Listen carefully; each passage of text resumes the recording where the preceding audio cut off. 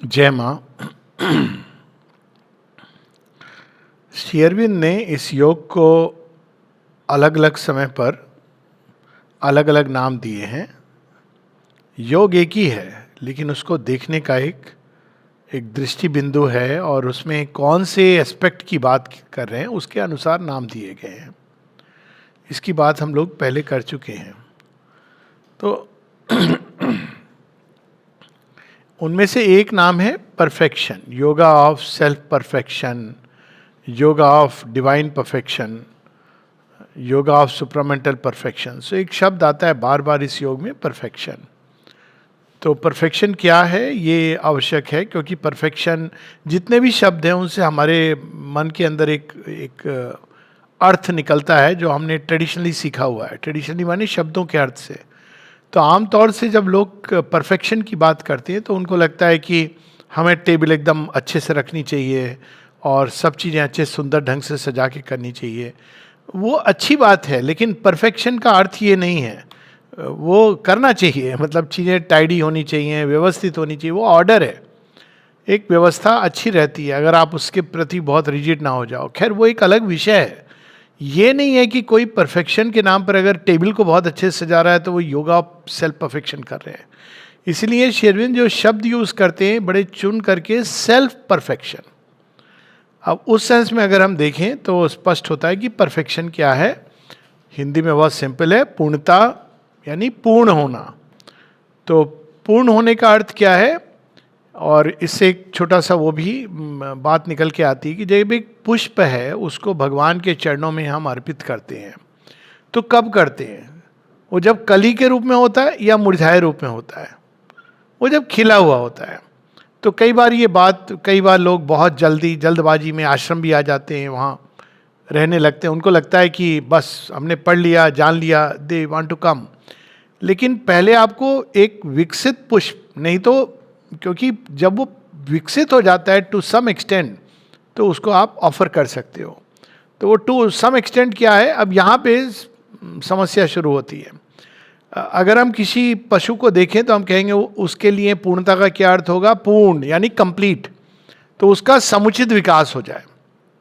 पशु के लिए एक टाइगर कब है या लायन कब है, सिंह का शावक है, वो जब पूरा सिंह बन जाता है, अपने आप में वो हर तरह से पूरी तरह एक सिंह की तरह जीवन जी सकता है, तो हम कहते हैं कि इसका विकास पूर्ण हो गया, सिंह का विकास पूर्ण हो गया, तो वो अपनी पूर्णता को प्राप्त कर चुका है। उसी तरह से एक बीज है, जब वो उस वृक्ष में बन जाता है तो हम कहते हैं इसका विकास पूर्ण हो गया। अब मनुष्य के साथ समस्या ये आती है कि मनुष्य के लिए आप कहाँ बोलोगे कि वो पूर्ण हो गया? जो बहुत ही, जिसको कहें बाहरी चीज में देखते हैं, वो केवल कहते हैं कि हाँ शरीर आपका पूर्ण हो गया, तो शरीर डेवलप कर गया, जिसको कहते हैं एडल्ट। अब एडल्ट किसको कहते हैं? 18 साल की उम्र में या 20 साल, यानी आप फिजिकली इक्विप्ड हो। लेकिन हो सकता है कि आप 18-20 की उम्र में भी एडल्ट ना हो, क्योंकि आप इमोशनली इंटेलेक्चुअली इक्विप्ड नहीं होगे। अब अगर वो भी आपने डेवलप कर लिया तो स्पिरिचुअली इक्विप्ड नहीं होगे। तो मनुष्य के साथ पूर्णता की परिभाषा बदलती जाती है जैसे जैसे वो विकसित होता है। यानी कि इसको हम इस तरह से लें कि अगर कोई स्कूल में बच्चा पढ़ने जाता है तो लोग क्या कहते हैं, मान लीजिए उसने हायर सेकेंडरी पास कर ली, तो लोग कहते हैं इसकी प्रारंभिक शिक्षा, स्कूल की शिक्षा पूर्ण हो गई। लेकिन क्या शिक्षा पूर्ण हो गई? नहीं। उसके बाद वो मान लीजिए ग्रेजुएशन कर रहा है, तो फिर हम लोग ये कहते हैं कि उसकी ग्रेजुएशन की शिक्षा पूर्ण हो गई। तो क्या ग्रेजुएशन की शिक्षा पूर्ण हो गई तो पूर्णता आ गई? नहीं। इस तरह से आगे आगे ये पूर्णता अपने आप बढ़ती जाती है। तो मनुष्यों के साथ 3 प्रकार की पूर्णताएं होती हैं। एक जिसको हम कह सकते हैं, या हम उसको केवल 2 में करें, मनुष्य की पूर्णता। मनुष्य की पूर्णता में एक और है उसकी क्षमताओं का विकास, development of capacities and faculties, और दूसरा होता है कि उसमें मानवोचित गुणों का विकास यानी क्वालिटीज का डेवलपमेंट। तो ये दोनों चीज मनुष्य, अगर पूर्ण मनुष्य कौन है, इसीलिए श्री राम को कहा गया ना पुरुषोत्तम, मर्यादा पुरुषोत्तम। तो उनके अंदर हम ये दोनों चीजें देखते हैं। एक और उनके अंदर जो मानवोचित गुण है वो किस हाइट तक चले गए, मतलब ये बेंचमार्क है। कई मनुष्यों को अभी भी उस को टच करना मुश्किल होगा। यानी बेसिकली वो मनुष्य की जो सीमा है वो सात्विक सीमा है, उसके परे तो आप एक अलग डायमेंशन में जा रहे हैं। तो सत्व की सीमाओं में जो मनुष्य के जो सात्विक गुण होने चाहिए, हम वो श्री राम में देखते हैं, माता सीता में देखते हैं, तो वो है एक क्वालिटीज़ के डेवलपमेंट की पूर्णता जो संभव है। सत्व गुण की अपनी कठिनाइयाँ हैं, उसमें हम नहीं जा रहे हैं, लेकिन जो एक ह्यूमनली पॉसिबल है उसी तरह से। लेकिन साथ ही हम देखते हैं उनकी कैपेसिटीज़, वो एक राजा के रूप में, एक धनुर्धारी के रूप में, इन सब में उनकी अद्भुत कैपेसिटी है। उन्होंने उसको एक चरम सीमा तक डेवलप किया है। तो ये होता है ह्यूमन परफेक्शन। इस परफेक्शन को माता जी ने शब्द जो यूज़ किया है लोअर परफेक्शन। लोअर परफेक्शन मतलब इस प्रकृति के दायरे में आप कितना विकसित हो सकते हो, वो पूर्णता को कहते हैं लोअर परफेक्शन। लोअर इसको पेजोरेटिव नहीं देखना चाहिए, अरे लोअर मतलब नहीं। लोअर मतलब इस निम्न प्रकृति के दायरे में भी आप किस हद तक जा सकते हैं, तो वो लोअर परफेक्शन। अब ये हमारे देखेंगे कि जितनी भी कहानियाँ हैं कई पुराने समय की, उसमें ये दिखता है कि कुछ ऐसे राजा हुए, जैसे हरिश्चंद्र को हम देखते हैं, जो जिन्होंने किसी चीज़ की कभी कभी किसी एक क्वालिटी की परफेक्शन क्या होती है, तो परफेक्शन के सीकर थे। माता जी कहती हैं, अगर कोई पूछेगी श्री अरविंद क्या लेके आए, जैसे अगर लोग कहते हैं श्री कृष्ण क्या लाए, तो श्री कृष्ण लाए डिलाइट को, और उन्होंने मार्ग दिखाया कि जीवन में तुम नॉर्मल रहते हुए कैसे तुम फ्रीडम और डिलाइट में जी सकते हो। तो बुद्ध क्या लेके आए, बुद्ध करुणा लेके आए। क्राइस्ट क्या लेके आए, क्राइस्ट एक प्रेम लेकर के आए जो हर चीज़ को क्षमा कर देता है। तो अब वहाँ पर श्री राम क्या लाए, श्री राम एक सत्य बुद्धि की पराकाष्ठा लेके आए, इल्यूमिनेटेड माइंड। और श्री अरविंद क्या लाए, तो माँ कहती है ही ब्रॉट परफेक्शन, पूर्णता। अब उस एक शब्द में सब कुछ है। अब सोचिए अगर हम कहें श्री अरविंद केवल ये सिखाने आए कि पूर्णता का मतलब कि टेबल चेयर आपको कैसे व्यवस्थित रखनी है, तो it will be a joke. तो पूर्णता क्या है कि पहले तो मानवोचित विकास, ये लोअर परफेक्शन, ये तो अचीव हो चुका था।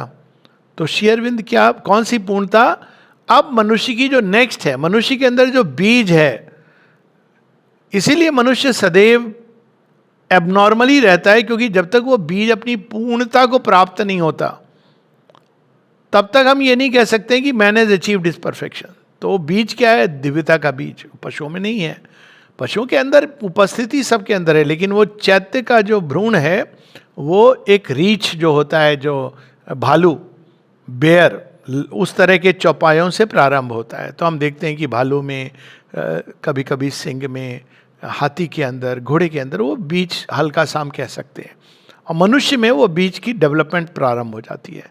तो वो बीज दिव्यता का बीज है। तो मनुष्य की वास्तविक पूर्णता तब तक नहीं होती जब तक उसके अंदर दिव्यता की संभावना पूरी तरह ब्लॉसम नहीं हो जाती। तो अब वेदों में इस इवोल्यूशन की बात है कि मनुष्य जो विकास क्रम के दौर में जाता है, इवोल्यूशन, सोल अपने दिव्यता को जब जान लेती है तो हम कह सकते हैं कि वो एक पूर्णता हो गई। ट्रेडिशनल योग में उसी को पूर्णता मान लिया गया।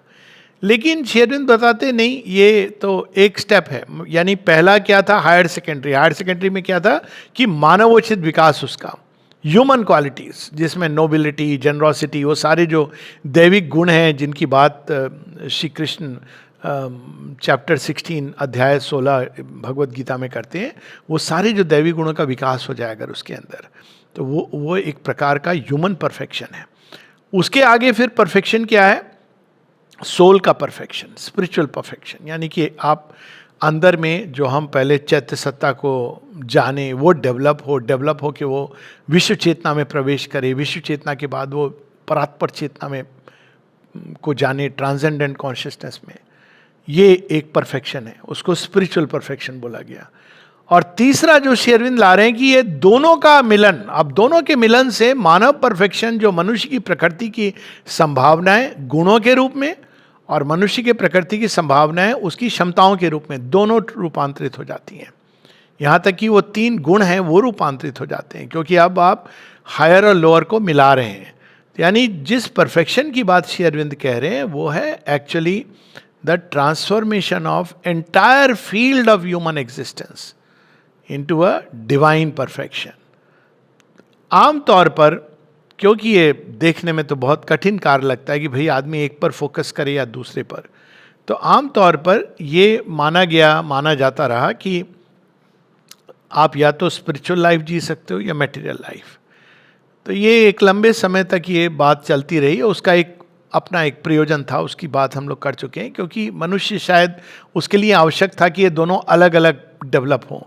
तो मटेरियल लाइफ जीता था या स्पिरिचुअल। अभी भी लोग पूछते हैं कि हम तो भाई क्या करें, हम मटेरियल लाइफ जी रहे हैं तो हम स्पिरिचुअलिटी के बारे में सोच नहीं सकते। अभी भी करते हैं, in spite of Shri Krishna showing the path. खैर, तो ये दोनों के बीच एक डिवीजन क्रिएट कर दिया गया कि या तो आप मानव जीवन की पूर्णता को प्राप्त कर सकते हो या आप आध्यात्मिक जीवन में जुड़ सकते हो। तो ये एक जो बात है, और उसमें भी आप अगर फिजिकल की बात करें तो इसकी तो सोची भी नहीं गई है। इसीलिए पहले हम एक पैसेज 17 नवंबर का कन्वर्सेशन 57 का, फिर 17 अप्रैल 57 का कन्वर्सेशन, उसके बाद 24 अप्रैल का कन्वर्सेशन पढ़ेंगे। तो 17 अप्रैल के कन्वर्सेशन में माँ बड़ी इंटरेस्टिंग बात कहती हैं। जब उन्होंने शुरू किया था, यहाँ प्लेग्राउंड एक्टिविटी शुरू हुई, तो बहुत लोगों को बड़ी परेशानी हुई। उनको लगा कि शायद मार्ग भटक गए हैं हम लोग। सोचिए, ऐसे दिग्गज लोग होंगे, माँ ने शुरू किया, इनिशिएट किया, पर उनको लगा अरे वो माँ थोड़ा कहे में आ गई, या वो फिजिकल एजुकेशन पे इतना ध्यान दे रही हैं। यहाँ तक कि लोगों ने श्री अरविंद को पत्र लिखे कि हम लोग लगता है स्पिरिचुअल लाइफ से दूर जा रहे हैं। श्री अरविंद समझा रहे हैं, पत्र हैं उनके, एसेज हैं जिसमें वो बताते हैं फिजिकल एजुकेशन क्यों जरूरी है इस आश्रम में या योग आश्रम में। वो एक पूरा सुप्रामेंटल मैनिफेस्टेशन में है और उसी को माँ पढ़ती हैं। फिर यहाँ पर उसी संदर्भ में कहती हैं कि बाद में उन्होंने जब कलेक्टिव मेडिटेशन प्लेग्राउंड में शुरू किया, तो प्लेग्राउंड में कलेक्टिव मेडिटेशन पहले नहीं होता था, कंसंट्रेशन होता था, फिर जो एक्टिविटीज़ होती, फिर डिस्ट्रीब्यूशन होता था। माँ बादाम या कुछ ऐसे डिस्ट्रीब्यूट करती थी।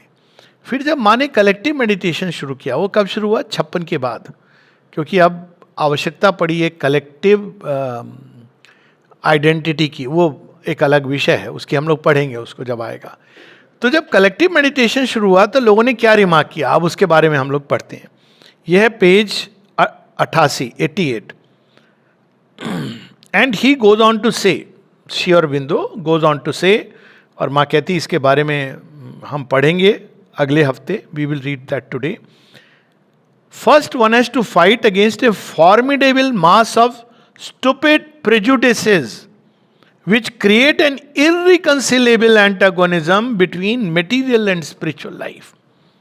अब तो सैटरडे को तो पिक्चर भी दिखाई जाती थी आश्रम में, तो लोगों को इससे भी अजीब लगा कि पिक्चर क्यों दिखा रहे। अब लोग ये समझते रहे माँ का किसी इज गिविंग ए कंसेशन, लेकिन माँ तो कोई भी काम ऐसे नहीं करेंगी केवल, she will not give a concession to human nature this way. आश्रम के ऑर्गेनाइजेशन में नहीं, व्यक्ति के जीवन में यस बहुत लंबी रोप दी उन्होंने, पर आश्रम की लाइफ वो कंसेशन के रूप में नहीं ऑर्गेनाइज करेंगी कि ओके। तो उसके पीछे एक कारण है। माँ कहती हैं it is something so deep rooted in human consciousness that it is very difficult to eradicate it, even in those who think they have understood Shri Aurobindo's teaching. वे लोग भी जो समझते हैं कि हम जानते हैं श्री अरबिंदो की राइटिंग को, हमने पढ़ लिया है, उनके अंदर भी ये बीमारी है। और ये बीमारी के बारे में माँ बताती हैं। And many people said when for all together different reasons I began to hold meditations again. वो डिफरेंट रीजंस है बिकॉज पहले साधना इंडिविजुअल थी, उसको कलेक्टिव बनाने की जो माँ ने 56 के बाद शुरू की, वो कारण वो बाद में बताती हैं। यहाँ कह रही बिल्कुल अलग रीजन से। लेकिन लोगों ने क्या समझा, लोगों ने कहा at last we are returning to spiritual life. लोगों को लगा अच्छा चलो मेडिटेशन शुरू हो गया, हम वापस आध्यात्मिक जीवन की ओर जा रहे हैं। This was indeed what prevented me from holding them for a long time. It was in order not to encourage this stupidity. माँ कहती मैं तो बहुत पहले ही कलेक्टिव मेडिटेशन शुरू करती, लेकिन मैं नहीं कर रही थी क्योंकि लोग इमीडिएटली समझेंगे हाँ माँ ने सैंक्शन दे दिया स्पिरिचुअल लाइफ के लिए। अब ये तो सोच है मनुष्य की। खैर, but for other reasons it was necessary to do it, and so I did. So long as this foolishness is not uprooted from human consciousness, the supramental force will always find it considerably difficult not to be engulfed in the obscurity of a human thought which understands nothing. वही सन्यास की प्रवृत्ति, वही सन्यास की आत्मा जीवित हो जाती है. जैसी आश्रम की बात होती है, इमीडिएटली लगता है कि भाई ये तो सन्यास में चले गए. अब अगला कन्वर्सेशन 24 अप्रैल 57 का. अब श्री अरविंद स्पिरिचुअल, इसमें सुप्रामेंटल मैनिफेस्टेशन की बात हो रही थी, उसमें एक लंबा पैसेज है. अब उसमें हम लोग नहीं पढ़े, वो बहुत लंबा पैसेज है, लेकिन यहाँ माँ से किसी ने प्रश्न किया है, लेकिन अंतिम लाइन पढ़ लेते हैं हम लोग. श्री अरविंद की वाणी है, सुप्रामेंटल मैनिफेस्टेशन, ये उनकी अंतिम डॉक्यूमेंट है. 49 में ये लिखे गए एसेज हैं. और क्यों लिखे गए थे? क्योंकि सबके अंदर ये बीमारी आ रही थी कि अरे प्लेग्राउंड. ये नहीं उन्होंने कहा कि प्लेग्राउंड जाना ही स्पिरिचुअल लाइफ, ये भी दूसरे लोगों ने इस तरह से समझ लिया, लेकिन उन्होंने लोगों को नहीं समझ आया कि भाई ये क्यों किया जा रहा है. तो वहाँ पर श्री अरविंद ने ये आर्टिकल्स लिखे थे, और उसमें श्री अरविंद कहते हैं, Here there comes in the necessity of taking up the activities of human life and sublimating them by the power of the spirit. हर एक एक्टिविटी, मैं यहाँ पर कहना चाहूँगा, including the most challenging field of human relationship, every activity. इस पर तो नलिनी का एक पूरा ऐसे है. तो वो पूरी एक्टिविटीज़ को अब धीरे धीरे माँ ने लेना शुरू किया, वो पहले नहीं था. अब उन्हीं में फिजिकल एजुकेशन की बात आती है. तो माँ कहती हैं, here the lower perfection will not disappear, it will remain but will be enlarge and transformed by the higher perfection which only the power of the spirit can give. Savitri में इसको एक लाइन में श्री अरविंद समराइज करते हैं, last में, epilogue में. तो वो लाइन है, जब कहती है Savitri, heaven's touch fulfils but cancels not our earths. क्योंकि सत्यवान ये पूछता है, कहता है तुमको देख के तो वो तो नींद से जागता है ना, उसको पता नहीं है, मौत के मुंह से छीन के लाई है सावित्री. वो कहता है कि ये मैं क्या देख रहा हूँ, तुम तो अब तो तुम मेरी वाली सावित्री नहीं लग रही हो, देवी लग रही हो, देवी से भी परे. तो अब तो मैं परेशान हो गया हूँ कि तुम मुझे छोड़ के जाने वाली हो. उसके मन में जो भी आशंकाएं आ रही है, कहता नहीं है, लेकिन उसके मन में वो कहता है कि मेरे को अच्छा लगेगा कि अगर तुम अभी भी वही हो. तो सावित्री कहती है, I am still the same. वो डिस्क्राइब करती हैं कि मैं तुम्हारी वाइफ भी हूँ, सिस्टर भी हूँ, ये सारी चीज़ें वो बताती हैं. तो उसके बाद वो कहती हैं कि we are still the same to each other until the last. फिर वो कहती हैं ये सूत्र, heaven's touch fulfils but cancels not our earths. Fulfil करता है. अब प्रश्न करते हैं कोई, sweet mother, here Shri Aurobindo speaks of the higher perfection and the lower perfection. कि हायर परफेक्शन से लोअर परफेक्शन फुलफिल होता है, रूपांतरित होता है, वो कैंसिल नहीं होता है. ये नहीं होता कि अब तुम स्पिरिचुअल लाइफ लीड कर रहे हो तो ये सारी चीज़ें कैंसिल हो गई. निषेध क्या है? निषेध वो सब है जो इन चीज़ों को डिस्टॉर्ट करता है. निषेध क्या है? काम, क्रोध, लोभ, भय, मोह, मद, मत्सर. ये लिस्ट भी अच्छी खासी है, लेकिन जब इनको हटा देते हैं तो ये थोड़ी है कि मनुष्य नहीं रहता, मानो यही चीज़ें मनुष्य हैं. कई लोगों की ये बड़ी समस्या होती है, अगर यही चीज़ें चली जाएंगी तो हम क्या रहेंगे. तब आप और निखर के आओगे, ये तो धूल मिट्टी है. तो ये चीज़ें जब जाएंगी तो वास्तव में you will become truly human in the real sense of the word, not divine. ये तो क्लेंसिंग है, प्योरिफिकेशन है, शुद्धि है जो आपको मुक्त करेगी. अब छोटी सी चीज़ है, ह्यूमन रिलेशनशिप में है, जेलसी है, तो ये कौन सी कोई इंडिस्पेंसिबल है कि होनी चाहिए. और अगर इसको हटा दो तो क्या मानव प्रेम कम हो जाता है या बढ़ जाता है? बड़ी सिंपल सी चीज़ है. तो इवन ह्यूमन लेवल की बात है, तो इनको तो हटाना है। इसको कहते हैं बैंड ऑफ स्पिरिट्स एनिमी, क्योंकि इससे तुम्हें पीड़ा हो रही है। औरों को तो पीड़ा बाद में दे रहे हो, तुम स्वयं को पीड़ा दे रहे हो। लेकिन इसका क्या मतलब है कि मानव प्रेम समाप्त हो जाएगा? नहीं। तो यहां पर श्री अरविंद और बहुत कुछ बताते हैं इसमें, लेकिन हम लोग यहां पर वापस आ जाएं कि the higher perfection is the spiritual perfection, integral union with the divine. केवल हमारे सोल की यूनियन नहीं, इंटेग्रल यूनियन, हमारे मन की भी भगवान के साथ एक हो जाए, सो दैट ये जो ह्यूमन माइंड है वो दिव्य मन में रूपांतरित हो जाए। हमारा हृदय भगवान के साथ एक हो जाए, जिससे कि ये मानव हृदय दिव्य प्रेम का पात्र बन सके। इसलिए ये सब हटाना है, क्योंकि अगर वो नहीं हटेगा, एक नैरो चैनल रहेगा, तो दिव्य प्रेम कहाँ से आएगा? तो भगवान कहते पहले कम से कम एक अच्छे मनुष्य की तरह तो रह लो। हमारा जो मानव प्राण है, मानव जीवन है, इसमें से जो इसकी बहुत सारी चीज़ें जो अहंकार कामनाओं के कारण है, तो उसको हटाएंगे, तब ये क्या बनेगा? ये मानव प्राण दिव्य प्राण से उत्प्रोत हो जाएगा, और वही चीज़ देह के ऊपर लागू होती है। तो integral union, identification with the divine, और इस आइडेंटिफिकेशन का क्या उसके कारण क्या कॉन्सिक्वेंस होता है, क्या मिलता है उससे?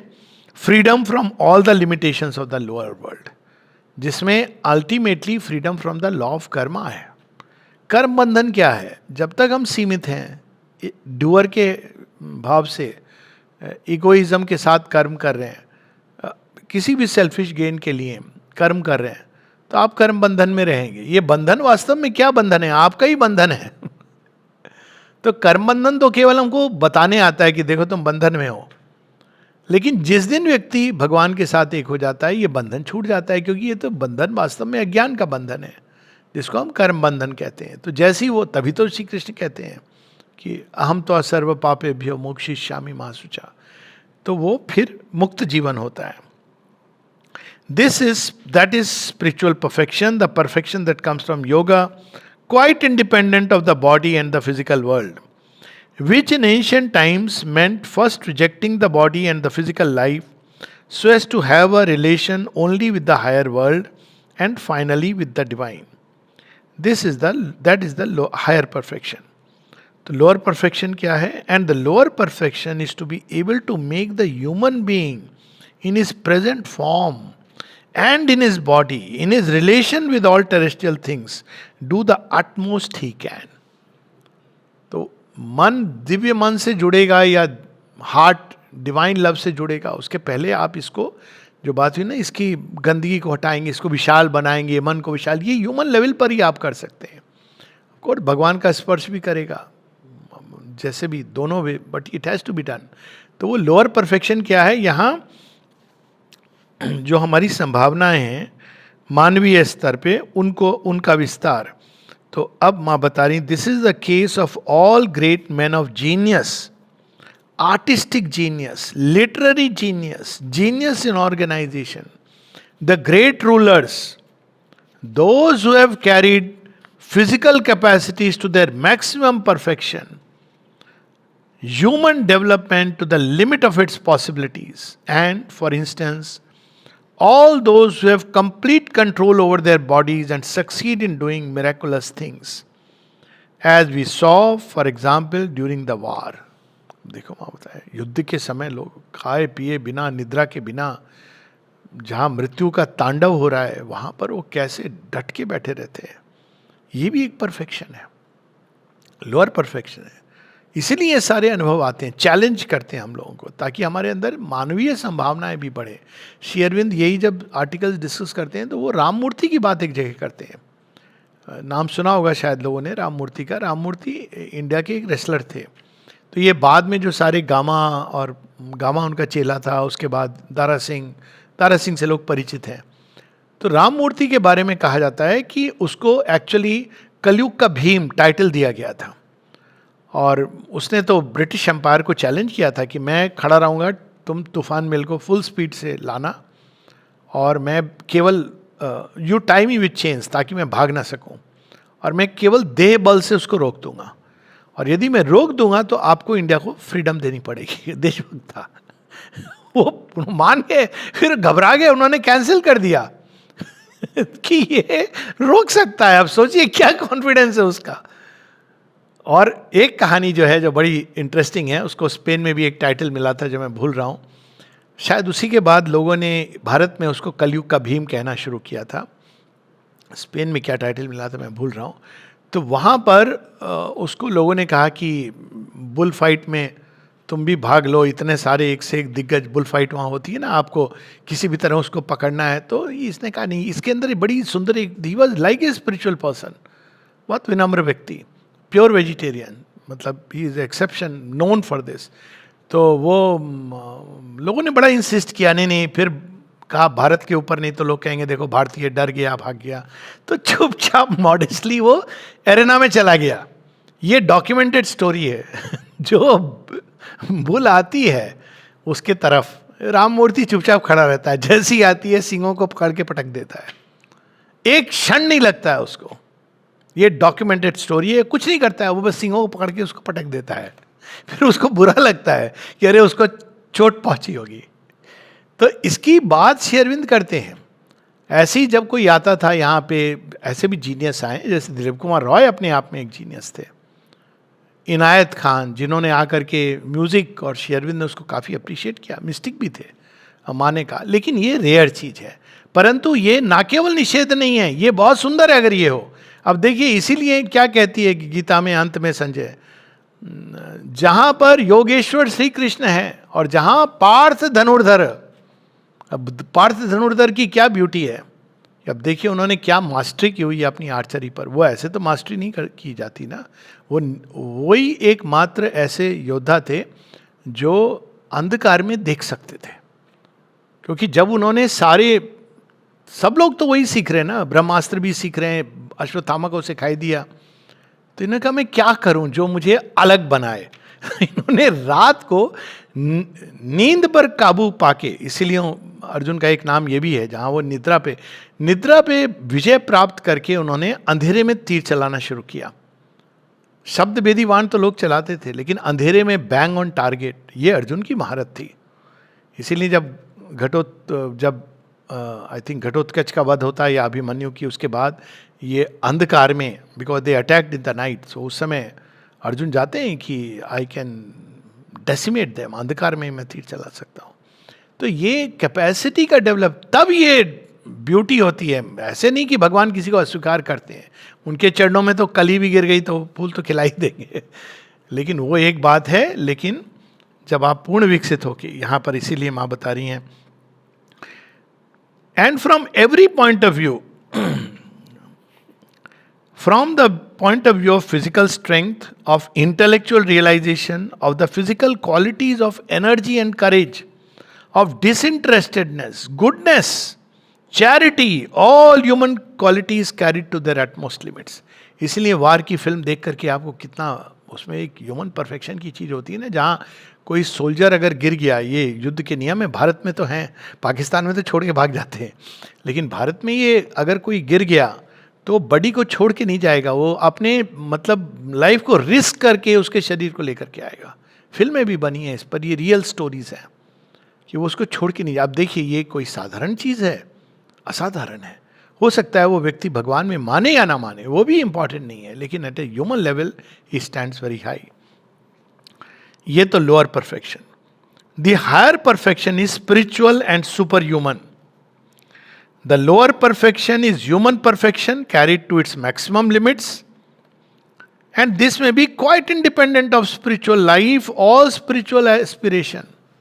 ये संभव है कि उस व्यक्ति के अंदर कोई भगवान में विश्वास ना हो। तो हम लोग को ये समझना चाहिए कि आध्यात्मिक जीवन भगवान की का कर्म वो एक सीमित उसमें नहीं है कि हम जैसे समझते हैं कि भगवान को मानता है कि नहीं मानता है। हो सकता है कि वो ना मानता हो, ऐसे लोग रहे हैं। इवन भगत सिंह जिनकी बात करते हैं, वो he didn't believe in God, लेकिन सोचिए मृत्यु के पहले वहीं पर राम प्रसाद बिस्मिल, वो देखिए दोनों के डिफरेंसेस, दोनों ही अपने आप में ग्रेट सेक्रीफाइस करने वाले राष्ट्र के लिए, ऐसे तो नहीं कर सकता है कोई। तो जब राम प्रसाद बिस्मिल से पूछा जाता है कि क्या चाहिए, मृत्यु होने वाली है, तो वो Bhagavad Gita, used to read Bhagavad Gita in the prison. और जब इनसे भगत सिंह से पूछा जाता है कि तुम्हारी मृत्यु होने वाली है, तो वो लेनिन की पुस्तक मंगाते हैं. He didn't believe in God. पर क्या इसके कारण हम उस सेक्रीफाइस को कम कर सकते हैं? सो यहाँ पर हमको ये समझना है कि ये हमारी जो कंसेप्शन है ना, बुद्धि बहुत सीमित दायरे में काम करती है. भगवान ऐसे नहीं देखते हैं. चर्चिल को उन्होंने इंस्ट्रूमेंट बना लिया, नेपोलियन बिकेम एन इंस्ट्रूमेंट. तो ये यहाँ पर माँ हमें बता रही हैं. One can be A genius without having any spiritual aspiration. कई लोगों में ये, अब जिस नेपोलियन की बात हो रही है, he had no spiritual aspiration, but yet he was vibhuti. One can have all the most extraordinary mental qualities without having any spiritual life. And even usually those who have a very great power of human realization are satisfied with their condition. अब यहाँ बस ये समस्या आती है कि इन लोगों के अंदर स्पिरिचुअल एस्पिरेशन जगाना बड़ा कठिन होता है, क्योंकि उनको लगता है हम तो अचीव्ड हैं. मिला हूँ मैं कई बार, कभी कभी ऐसे लोगों से. एक बार पूरी एक नेशनल काउंसिल बनाई गई थी एक समय, किस सज्जन ने बनाई थी. उसमें सारे जो चुन चुन के इधर उधर के जो इंडिया के उस समय थे, कोई डांसर, कोई आर्टिस्ट, उनको बुला करके एक कमेटी बनाई गई थी जो भारत के उस पर विचार करेंगे आगे. तो उसमें उन्होंने मुझे भी शामिल किया था, पर मुझे इसलिए नहीं कि कुछ वो श्री अरबिंदो का एक टच देने के लिए. अब मैंने देखा उसमें जो आ रहे सब एक से कि भाई आनंद शंकर आएंगे, वो अपना एकदम फ्लैम्बॉयंट ड्रेस में, कोई दूसरी डांसर, अब मैं नाम नहीं लूँगा, तो वो आ करके they are all coming like, उनको कोई इंटरेस्ट नहीं है श्री अरबिंदो में या उसमें, but they are in their own field. मतलब it was like a galaxy of little stars. अपने टाइम से आ रहे हैं, अपने फ्लैम्बॉयंट तरीके से, वो एक दो बातें कह के. तो मैंने से कहा इनको क्यों आप इंक्लूड कर रहे हो इस कमेटी में. उसके बाद वो डिसॉल्व हो गई. लेकिन कहने का मतलब कि उनके अंदर जनरली वो भगवान को अगर मानते भी हैं तो इट्स लाइक जय बाबा जी. कुछ एक हैं जैसे पंडित जसराज, उनके अंदर ये चीज़ थी, वो कृष्ण भक्त थे, जेन्युइनली थे. पर अगर भीमसेन जोशी की बात करें तो दारू वारू पीना सब, मतलब उनका अलग ही एक नज़ारा था. But he was a great, very great voice. आप ये नहीं कह सकते कि उनमें कोई कमी है, ये दोनों टक्कर के हैं. तो यहाँ पर माँ एक चीज़ स्पष्ट कर रही हैं. लेकिन उनको क्या लगता है कि they feel they are self sufficient. It is difficult to make them understand and feel that they are not the creators of their own creations. ये उनको पसंद नहीं आता है कि आप जो हो भगवान की मर्जी से हो. ये बड़ी कठिनाई होती है. अरे हमारा कुछ तो क्रेडिट दे दो. ऐसे ही डॉक्टर्स के साथ होता है, जो बड़े वो 30 मार खा, माने मार नहीं 30 बचा खा, जो भी है. तो उनको लगता है हम तो जीवन देने वाले हैं, भगवान हमसे बड़ा भगवान क्या है. तो उनके लिए बड़ा कठिन होता है भगवान की ओर मुड़ना. मतलब मुड़ते भी हैं तो एक नॉर्मल रिलीजियस सेंस में. फिर माँ कहती है it is not essentially true but this is usually how things happen. अब इसका सबसे बड़ा जो कॉन्ट्राडिक्शन उदाहरण है, जो कॉम्बिनेशन है इन दोनों परफेक्शन का, वो स्वयं श्री अरविंद है. श्री अरविंद महाकाव्य का भी महाकाव्य सावित्री. अगर केवल उन्होंने एक ग्रंथ लिखा होता सावित्री, तो आप उनको ह्यूमनली आप एक विभूति या हाईएस्ट स्टैंडर्ड्स में रख सकते हैं. बाकी तो आप छोड़ ही दीजिए, उन्होंने पूरी संस्कृत के लिए एक नया द्वार खोला है, वेदों का नया इंटरप्रिटेशन किया है, भाष्य लिखे हैं. बाकी उनकी अकल्ट उसकी बात नहीं कर रहा हूँ मैं. स्पिरिचुअल परफेक्शन तो उन्होंने किया ही किया जब सेकेंड वर्ल्ड वॉर में और भारत की स्वतंत्रता के लिए इंटरवीन किया हर लेवल पे. उसी तरह जब आप माता जी को देखते हैं तो माता जी तो बहुत मॉडेस्ट हैं. कोई ये बताता नहीं है माता जी के बारे में. उनकी पेंटिंग्स ल्यूब में डिस्प्ले हुई. अब ल्यूब में आपकी पेंटिंग डिस्प्ले हो जाए, यही बहुत बड़ी बात है. वर्ल्ड का जो चित्रकारी का जो सबसे फेमस है स्थान है. लेकिन माँ कभी ये नहीं कहती हैं. जब कोई उनकी पेंटिंग्स कुछ एक लाना चाहता था तो माँ ने कहा my child we live in eternity. Attach नहीं उससे.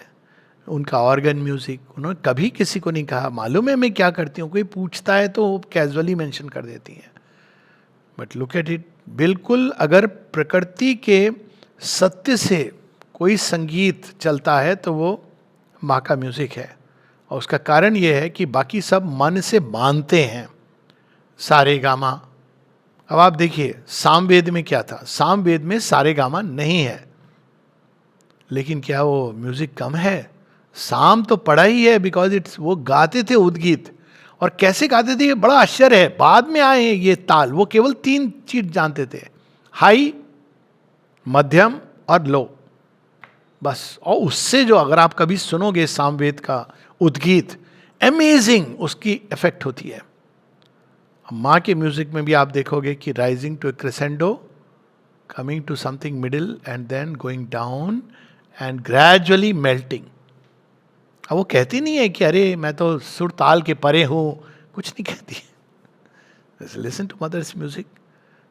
कोई आप मेंटल रोल में वो नहीं बंधा है वो म्यूजिक, इसलिए लोगों को समस्या होती है कई बार।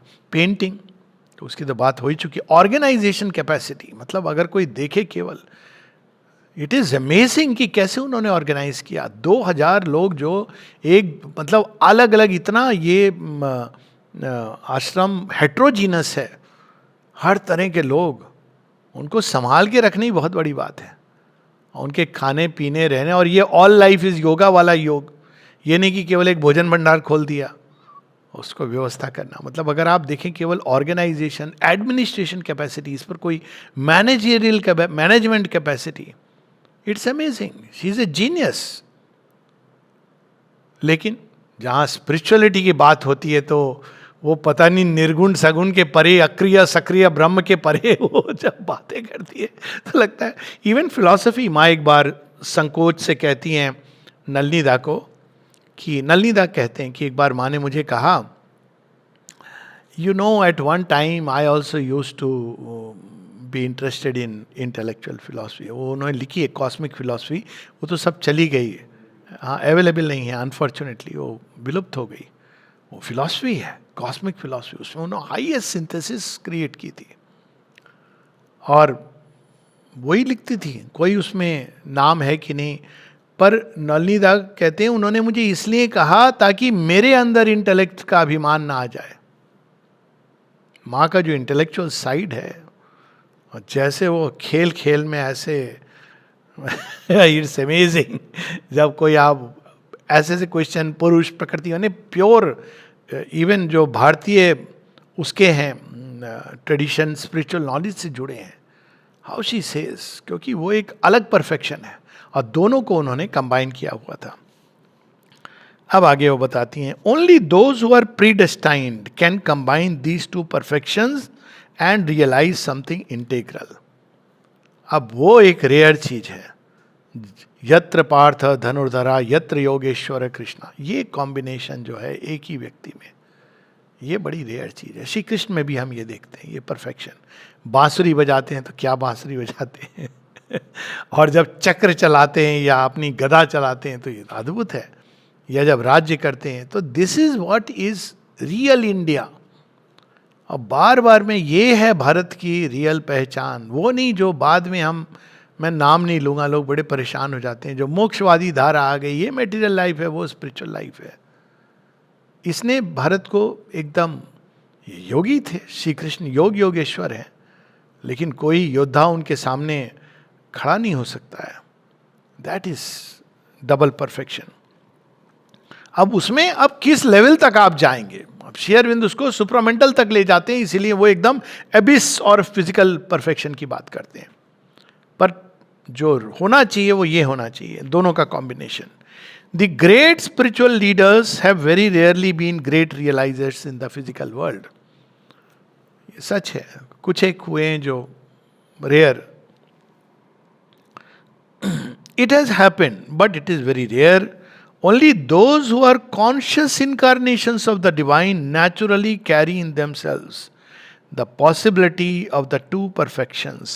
But this is exceptional. Conscious incarnations यहाँ या तो अवतार या विभूति, जो विभूति होते हैं उनके अंदर ये कॉम्बिनेशन, उनके भगवान ही ऐसे गढ़ करके भेजते हैं कि उनके अंदर दोनों ह्यूमन लेवल पे कैपेसिटी होगी जो उनको कृत्य करना है, और डिवाइन के अंदर के लेवल पे जो उनकी आध्यात्मिक यात्रा है, जिस लेवल की परफेक्शन, वो दोनों होगी।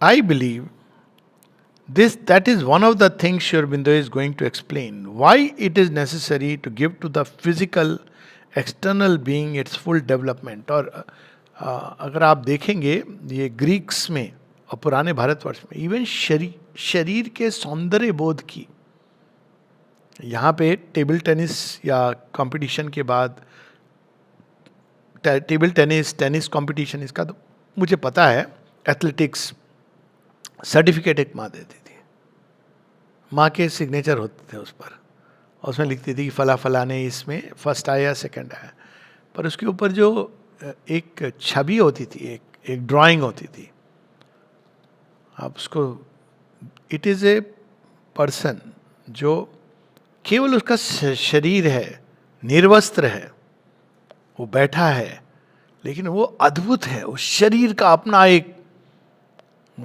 सौंदर्य है. मतलब इट इज ए इंस्पिरेशन कि शरीर के अंदर सौंदर्य कैसा होता है. I can show you. So वो what it is to have that kind of even physical level पर. मैंने तो कुछ एक देखे हैं, ये सालारजंग म्यूजियम में है आपने, वहाँ कुछ एक ग्रीक उसकी बनी हुई, इवन रशिया में सेंट पीटर्सबर्ग में आई हैव सीन. और वो हाँ एचलिस का और अलग अलग उसके जो उनकी संगमरमर की मूर्ति है, मूर्ति क्या वो मैंने बनाई गई आर्किटेक्चर से, और जो शरीर का गठन है, मतलब वो देख के आनंद आ जाता है. It is not about muscular body, it's about A form which is harmonious and beautiful in proportion, जिसके अंदर शक्ति और सौंदर्य और बैलेंस, सामंजस्य सब है. तो ये दोनों ज़रूरी हैं. सौंदर्य से इसका मतलब बिल्कुल नहीं है कि बाहर मेकअप कर लिया, बाल काले कर लिए, कपड़े ऐसे पहन लिए, that is not beauty. But सौंदर्य यानी शरीर का समुचित विकास, जिस पर भारतवर्ष में एक समय ध्यान दिया जाता था. तो यहाँ माँ उसी की बात कर रही हैं. Then you put at the disposal of the spirit an instrument capable of manifesting it. Otherwise, yes, I knew several people who in their ordinary state could not write 3 lines without making a mistake. Not only spelling mistakes, but mistakes of language. That is, who could not express one thought clearly. Well, in their moments of spiritual inspiration, they used to write very beautiful things. But all the same, these very beautiful things were not so beautiful as the works of the greatest writers. तो क्या कह रही हैं कि ये सच है कि स्पिरिट तुम्हें एक ह्यूमन लेवल का भी एक परफेक्शन दे सकती है, डेफिनेटली. लेकिन वो आपको जो आइडियल है वो है व्यास, वाल्मीकि, कालिदास, जिनके बारे में श्री अरविंद कहते हैं कि अगर केवल ये 3 राइटर्स रह जाएं भारतवर्ष में, तो वो सारे यूरोप की जो लाइब्रेरी है ये सब उसके सामने फीकी पड़ जाएगी. वो रिस्पॉन्स था, किसी यूरोपियन ने कहा था कि भारत की सारी जो किताबें आध्यात्मिक वगैरह वो यूरोप की एक लाइब्रेरी के कोने में आ जाएंगी. तो वहाँ श्री अरविंद कहते हैं कि केवल ये 3 राइटर काफ़ी हैं तुम्हारी सारी कृतियों के पीक पर जाने के लिए. वाल्मीकि कौन है? योगी हैं, पर वाल्मीकि की जो लेखनी है उसकी क्या अप्रिसिएशन है. श्री अरविंद वो एक पूरा जो नया मीटर जन्म लेता है, अनुस्तुप छंद, if I am not mistaken, उसमें उन्होंने रामायण लिखी है, कितनी सुंदर. व्यास कौन है? त्रिकाल दर्शा है, लेकिन उन्होंने कहानी भी लिखी है, और एक छोटी मोटी नहीं है, मैंने 18 वॉल्यूम्स हैं उसके, और ऐसी अद्भुत कहानी पुराणों में भी उन्होंने जो लिखा है, ऐसी अद्भुत कहानी कि आज तक वो कितनी बार आप पढ़ लो, देख लो. मुझे तो कोई भी फॉर्मेट में रामायण अगर आ रही हो, इवन कार्टून में, तो थोड़ा मज़ा आ जाता है कि देखूं जरा क्या लिखी है उन्होंने, कि आज के माइंड को भी वो एक ऐसी घटना जो आज से 4500 वर्ष पूर्व हुई है. तो ये होती है डबल परफेक्शन, और ये हम लोगों का गोल होना चाहिए. इसके लिए आपको ट्रेन करना पड़ता है. इंटेलेक्ट भी ट्रेन करोगे आप, हार्ट को भी आप एक्सरसाइज दोगे, जीवन की कठिनाई में प्राण को एक्सरसाइज दोगे. जैसे व्यक्ति जब वो कर रहा होता है युद्ध में, तो क्या करता है? अपने प्राण को और शरीर को वो ट्रेन करता है. उसके पास ऑप्शन नहीं है, पर करता है वो ट्रेन. वो नहीं कह सकता कि मैं जा रहा हूँ, थोड़ा नींद आ रही है, थोड़ा मैं सो लूं, नहीं कह सकता है वो। और ना केवल उसको जाग के रहना, उसका निशाना भी अचूक रहना है। तो जीवन में तो ये सिखाई जाता है, लेकिन इसको हमको डेवलप करना चाहिए।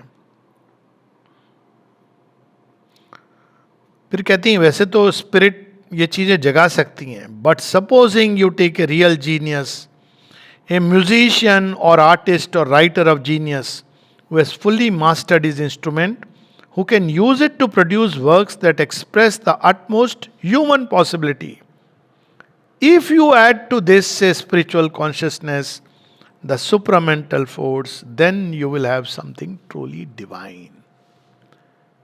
तो यहाँ पर माँ कहती हैं कि अगर दोनों एंड पे हमको काम करना है, लोअर एंड पर भी और हायर एंड पर भी, विच मेक्स दिस योगा, क्योंकि तब वो आपका यंत्र पूरी तरह तैयार होता है।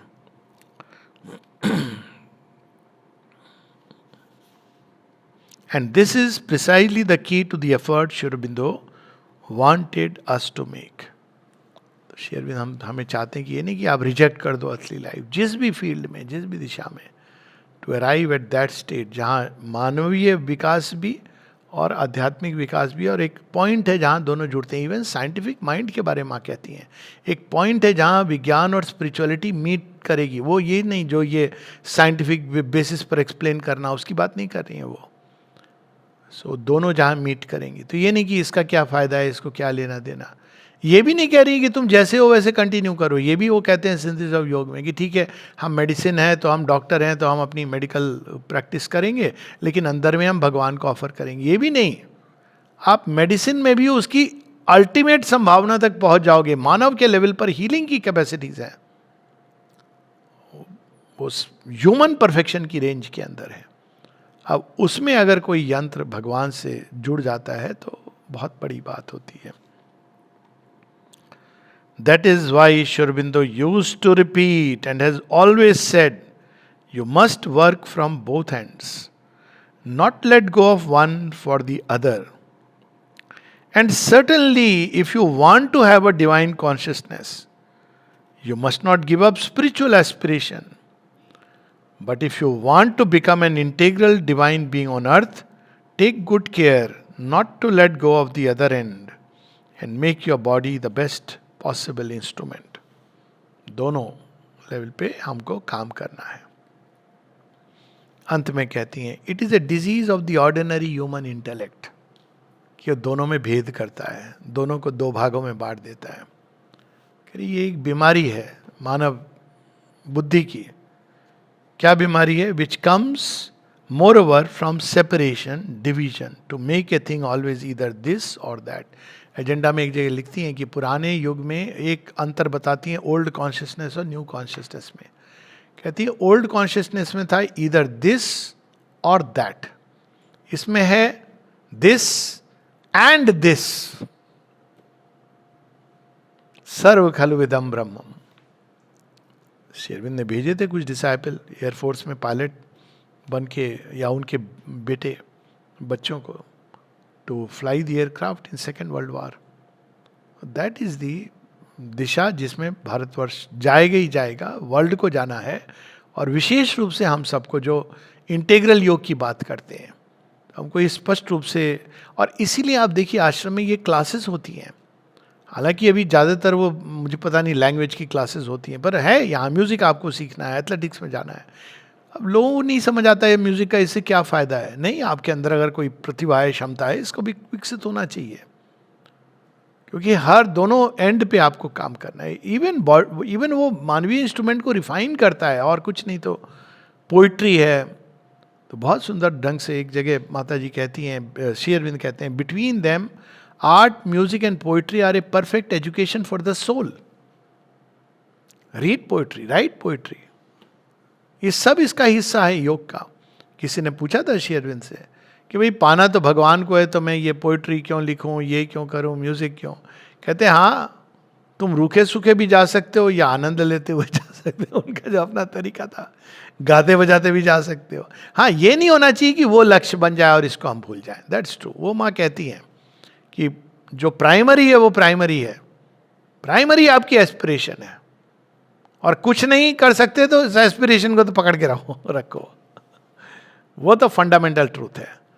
तो वो उन्होंने शुरू में ही, if you choose this you turn your back on that, if you choose that you turn your back on this. ये दोनों को परस्पर डिवीजन, विरोध आत्मक, ये एक बीमारी है और इससे हमको बाहर निकलना है। इट इज एन इम्पावरिशमेंट, एक विपन्नता है। One must know how to take up everything.